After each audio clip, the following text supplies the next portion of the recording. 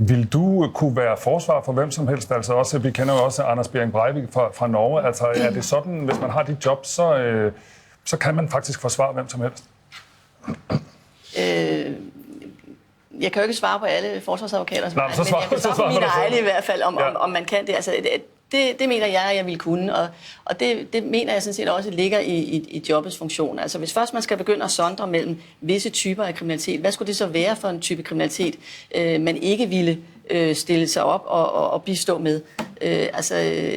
Jeg tror, at den sondring, hvad enten det er, kan forekomme ekstremt. Nej, den giver ikke nogen mening, fordi det vil være fuldstændig umuligt at sætte skillelinjen. Er det typen af kriminalitet, eller er det typen af forbryder, hvor man siger, nej, lige præcis dig bryder jeg mig ikke om, så dig vil jeg ikke forsvare, eller det er fuldstændig uholdbart. Så du tænker faktisk, du kunne også forsvare, som Anders Behring Breivik? Ja, fordi jeg forsvarer jo ikke ham. Altså, forsvarsadvokater forsvarer jo ikke pædofili, eller terrorisme, eller drab. Altså, vi repræsenterer jo deres rettigheder og sørger for, at de får en retfærdig rettergang.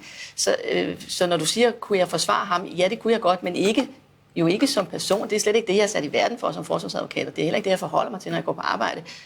Om jeg synes, han er... Altså, det er helt ligegyldigt. Det er fuldstændig ligegyldigt. Det er lige så ligegyldigt, som folk er skyldige eller ej. Ja, det kunne jeg godt tænke mig at vide, fordi når man er forsvarsadvokat, arbejder man så efter, at folk får det, man kunne kalde en retfærdig dom, eller går man bare altid efter mildest mulige dom?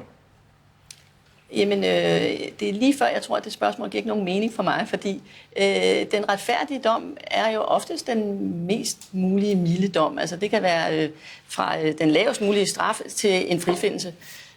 Og det er også retfærdigt at blive frifundet, selvom man er skyldig, hvis man ikke kan bevise, at vedkommende er skyldig. Og det har du nogensinde haft en klient, som du vidste var skyldig, men som blev frikendt? Ja, det har jeg da. Er det ikke mærkeligt? Nej, det synes jeg ikke. Jeg synes faktisk, det er en sejr for retssikkerheden. Fordi straffesager handler om at bevise, om vedkommende er skyldig eller ej. Og hvis beviserne ikke er der, så skal han jo frifindes, også selvom han er skyldig. Det er jo ikke min opgave at gå rundt og sørge for, at den højere retfærdighed, hvis det er den, du refererer til måske med det retfærdige...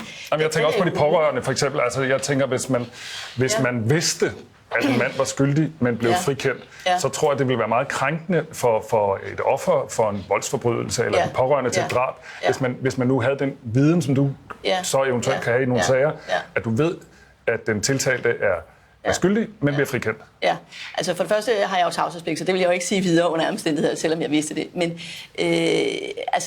der tror jeg måske også bare, at man må...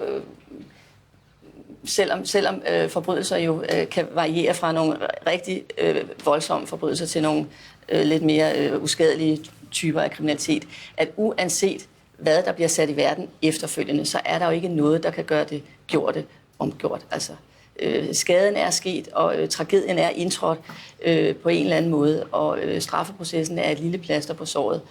Om vedkommende bliver frifundet eller får en lidt mildere straf, end de forrette kunne ønske sig, skal jo ikke være det parameter.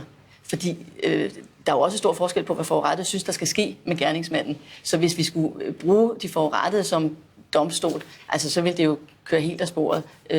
Nogen ville synes, at det er fint nok, de skal bare have lov til at leve videre uden nogen som helst reaktion, og andre synes, at de skal hænges op på rådhuspladsen til evig tid, ikke? Så jeg tror, de forurettedes ønsker om, hvad der måtte ske med gerningsmanden, bliver man nødt til at holde lidt udenfor, selvom man godt kan forstå